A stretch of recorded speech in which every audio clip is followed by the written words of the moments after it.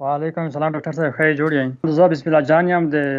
سعودي عرب نه. ډاکټر صاحب زه چې کله د لوس قاید کوم د ښي لوس چې قاید کوم د پوست د مړ څه وي چې د غوښه جامه شي د لوس چې د قاید کوي د مړ څه کې غوښه جامه شي او دا دومره سخته خوږېږي دلته مې لکه دوایي اپ وکړلې خو چې کله یې وتړم په پړینې وتړم بیا نري پړینې ورته وتړم ورته بیا یې دا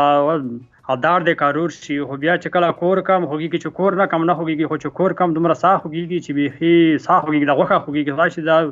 شی دا څه مشکل دی والا ډاکټر صاحب دا چې کور مو دلته ډېر کړی دی د کتابونو کور مو کړی نه حواله کوو پوهېږم خو دا درنده کورونه دي خامخا زه وي چې وینا کې خو نه شي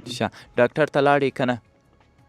ډاکټر ته لوړې هم هغې ته وویل دلته خو هسې ډاکټرون دي چې نشته چې ولته ورشه بعض دوایم وایي دیر کې وایي چې بود دي پړسېدلی خو به نه یي سوروالی خو به نه پړسېدلی هېڅ شی نه دی کړی هېڅ شی نه دی کړی بیا چې وطن ته لاړ شم ورشه ځای چېرې وطن کې مې تداوي کې ورشه بیا ولته ری وي په کارور وي ورشه بیا تداوي مې پرېښوله بیا چې دلته راشم چې کور شروع کړم ورشه بیا خوږېږي کوم څه چې زه درته وایم هغه عملي کړه یوې هفتې کې که چېرته نتیجه درکړه ښه که یې نتیجه در نه کړه بېرته راسره اړیکه ونیسه چې بیا درته نورې لارې وښیم سمه ده الله پامان زمونږ عضلات ځینې وختونو کې داسې کېږي چې ځینې دردونه پیدا کوي او مونږ نه پوهېږو چې ولې دغه دردونه پیدا شوي دردونه معمولا په عادي حالت کې آرامه درد نه وي خو کله چې مونږ کار کوو دغه درد پیدا کېږي په څو حالاتو کې کېږي یو د شخک حالت دی مثلا زه هېڅکله کرکټ لوبې ته نه یم لاړ یا مې تمرین نه دی کړی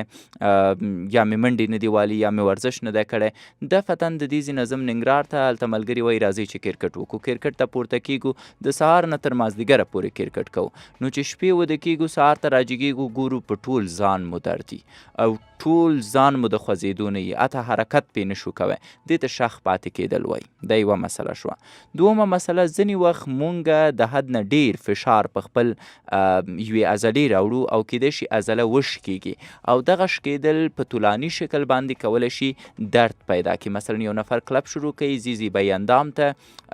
یا د اندام جوړولو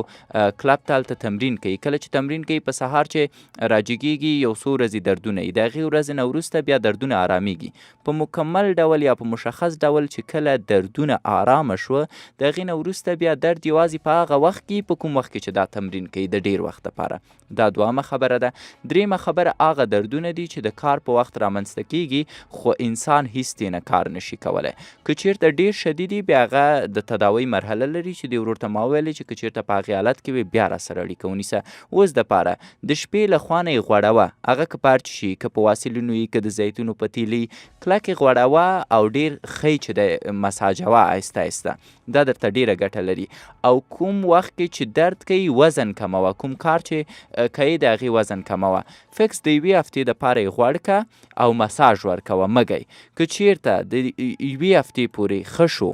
په دې غوړولو په ګرم ساتلو او په مساج ورکولو نو اړتیا نشته چې نورې تداوۍ ته مخه کړي خو که چیرته ښه نه شو بیا نورې لارې شته دی چې کولی شم هغه درته پیشنهاد کړم